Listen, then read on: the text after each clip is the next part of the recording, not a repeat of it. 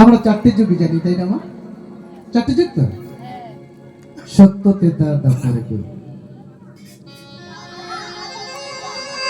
আমাদের পূর্বপুরুষ, বাবার বাবা, তাদের মুখ থেকে আমরা শুনেছি চারটে যুগ, সত্য, তেতা, দাপর, কলি। তখনকার দিনের পড়ুয়া, সমাজের গোষ্ঠীর নেতা,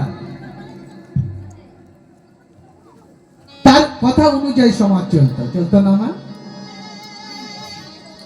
তারা যা বলতো তাই মনে রাখতে হতো, তাই আমাদের মেনে চলতে হতো।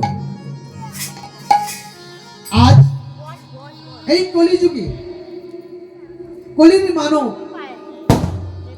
সমস্ত কিছু দেখেছে, সমস্ত কিছু চিনেছে, সমস্ত জায়গায় পরিভ্রমণ করেছে।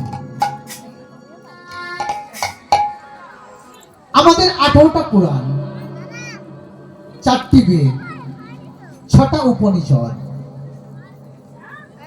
বেদ রিসার্চ করলে পাওয়া যায়, সৃষ্টিতত্ত্ব রিসার্চ করলে পাওয়া যায়। আমরা এই কলির মানব 12টা যুগকে রিসার্চ করছি। যদি বলেন বাবা 12টা যুগ কোথায় পেলেন, কোথায় আছে, তাই না? শুনে নেন 12টা যুগ কোথায় হলো। আদি, অন্ত, তরু, কল্প, সত্য, তেতা, তাপর, কলি, আদিকলি, অন্তকলি, মহাকলি, ঘোর কলি।